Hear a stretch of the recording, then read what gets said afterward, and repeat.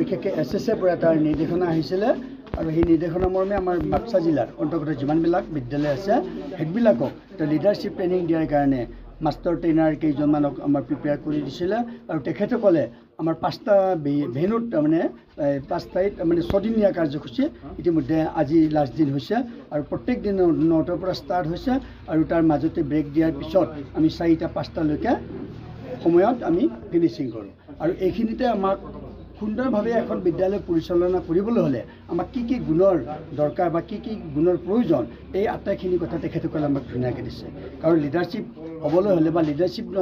কৰিবলৈ হ'লে তেখেতৰ যদি এনেকুৱা গুণৰ অধিকাৰী হ'ব নোৱাৰে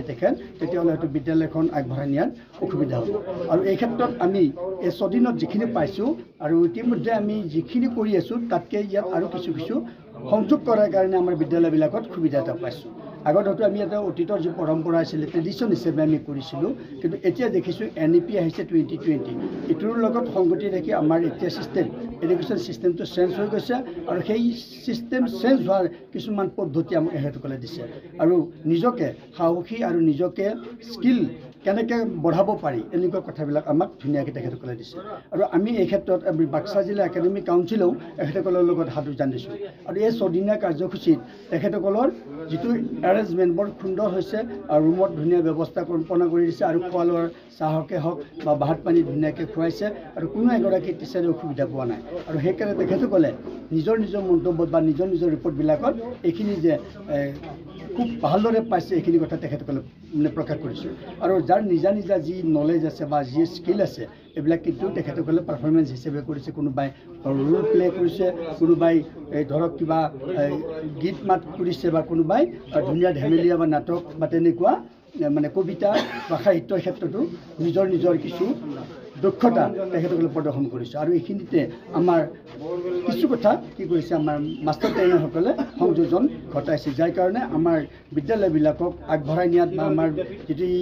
এডুকেশ্যন একাডেমিক চিষ্টেম আৰু একাডেমিক যিটো আমাৰ লাইন আমাৰ প্ৰত্যেকখন বিদ্যালয়তে আগবাঢ়ি যাব আৰু আমাৰ বাক্সা জিলা বা তামোলপুৰ জিলাত এটা ভাল ফল আমি হয়তো 2 বছৰ পিছত দেখিবলৈ পাম বুলি আমি আশা ৰাখিছোঁ আৰু ইতিমধ্যে আমি কৈছোঁৱে আমাৰ এই জিলাখনে বাক্সা জিলাখনে মানে অবিভক্ত হিচাপে আমাৰ 3 বছৰ মানত ৰিজাল্ট খুব ভাল দেখুৱাবলৈ সক্ষম হৈছে আৰু এই ৰিজাল্টবিলাক আচলতে অকল হেড বা লিডাৰশ্বিপৰ নেতৃত্বতেই নহয় আমাৰ যিসকল এছিষ্টেণ্ট টিচাৰ আছে বা যিসকল আমাৰ এমপ্লয়ী আছে সকলোৰে অফিচিয়েল আছে সকলোৰে IAS ইনস্পেক্টৰ আদি কৰি সকলোৰে সহায় সহযোগত আমাৰ বিদ্যালয়বিলাকৰ ৰিজাল্টবিলাক বিশেষকৈ অসমত এটা ভাল পজিশ্যনত দেখুৱাবলৈ সক্ষম হৈছে সেয়েহে আমি ভাবিছোঁ এনেকুৱা লিডাৰশ্বিপেই হওক বা স্কিল ডেভেলপমেণ্টৰে হওক এনেকুৱা আমাক ট্ৰেইনিং লাগে আৰু এটা আমাৰ ট্ৰেইনিং চলি আছে ইনক্লুচিভ এডুকেশ্যনৰ ওপৰত সেইটো আজিয়ে পৰিসমাপ্তি ঘটিব সেয়েহে আমি ভাবিছোঁ আমাৰ জিলাখন এতিয়া অইন জিলাৰ লগত ফেৰ মাৰিব পৰা এটা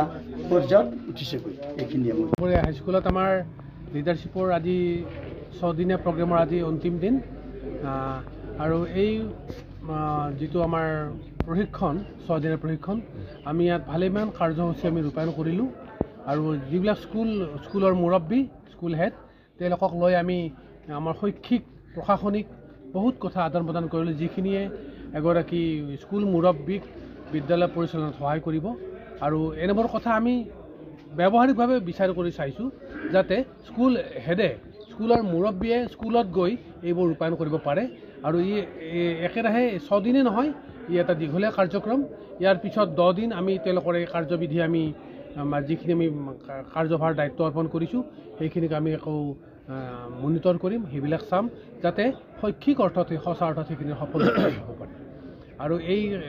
আমাৰ পৰীক্ষাৰ্থীসকলৰ সক্ৰিয় সহযোগ পাইছোঁ আমি ইয়াতে পৰীক্ষাৰ্থীসকলে আমাৰ যিবিলাক স্কুল হেড আহিছে তেখেতসকলৰ যিখিনি স্কুলৰ বাস্তৱ অভিজ্ঞতা বাস্তৱ সমস্যা সকলো আমাৰ ওচৰত পুংখানুপুংখভাৱে দাঙি ধৰিছে আৰু সেইবোৰৰ দিশত কেনেকৈ আগবাঢ়িব পাৰি বা বিভাগীয় কৰ্তৃপক্ষক কেনেকৈ অৱগত কৰিব পাৰি সেই দিশতো আমি কাৰ্যব্যৱস্থা হাতত লৈছোঁ মোৰ লগত আমাৰ যিবিলাক স্কুল হেড আছে তেখেতসকলে আমাৰ প্ৰশিক্ষণ কালতে আমাক বহুত পৰামৰ্শ এনেকুৱা আগবঢ়াইছে ছাৰ এনেকুৱা হ'লে কি হ'ব এনেকুৱা হ'লে কি হ'ব আৰু আমিয়ে প্ৰশাসনিকভাৱে কৰিব পৰা কাম শৈক্ষিকভাৱেও কৰিব পৰা কাম আৰু শিকাৰুসকলেও কৰিব পৰা কামখিনি কেনেকৈ কৰা যায় এই সম্পৰ্কে বহুত পৰিকল্পনা যুগুত কৰিছোঁ বিশেষকৈ বিদ্যালয় উন্নয়ন পৰিকল্পনা বুলি এটা বৃহৎ কাৰ্যক্ৰম আমাৰ ইয়াত এই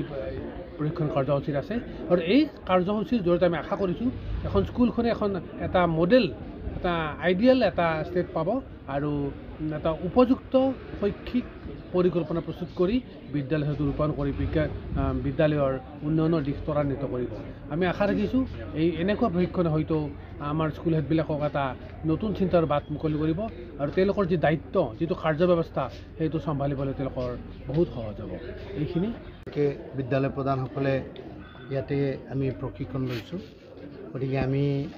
RP ছাৰসকলৰ পৰা যথেষ্ট উপকৃত হৈছোঁ। বিদ্যালয় এখন কেনেকৈ তাৰমানে উন্নত কৰিব লাগে, এখন কেনেকৈ আইডিয়েল বিদ্যালয়, এখন মডেল বিদ্যালয় আমি প্ৰস্তুত কৰিব লাগে, সেই সম্পৰ্কে অৰ্থাৎ প্ৰথম 6 তাৰিখৰ পৰা Day 1, Day 2, Day 3, Day 4, Day 5, Day 6 আজি 6ষ্ঠ দিন। সেই 6ষ্ঠ দিনত আমি যথেষ্ট শিকিছোঁ আৰু বিশেষ কৰি যোৱাকালি আজিৰ পৰা SDP অৰ্থাৎ স্কুল ডেভেলপমেণ্ট প্লান, বিদ্যালয় কেনেকৈ তাৰমানে উন্নত কৰিব লাগে সেই সম্পৰ্কে ছাৰসকলৰ পৰা আমি যথেষ্ট জ্ঞান লৈছোঁ আৰু উপকৃত হৈছোঁ। আৰু সেই সম্পৰ্কত আমি SDP প্লানৰ কিছুমান বিষয়বস্তুবিলাক ছাৰহঁতৰ লগত আমি শ্বেয়াৰ কৰিছোঁ আৰু সেইবিলাক আমি ব্যৱহাৰিক হিচাপে লিখি আমি তেওঁলোকক দাখিল কৰিছোঁ। ইয়াৰে পৰৱৰ্তী পৰ্যায়ত হয়তো 10 দিন তেওঁলোকে মনিটৰিং কৰিব আৰু সেই মনিটৰিং কৰাৰ কালছোৱাত আমি কিমানখিনি উপকৃত হ'ব পাৰোঁ বা পাৰিম তেওঁলোকে চাব আৰু তাৰপিছত আকৌ স্পেচিয়েলি 2 দিন ছাৰসকলে আমাক আকৌ প্ৰশিক্ষণ দিব। তাৰপিছতহে এই প্ৰশিক্ষণৰ পৰা আমি কিমানখিনি উন্নয়নৰ গতি লাভ কৰিম সেই সম্পৰ্কে আমি জানিবলৈ সক্ষম।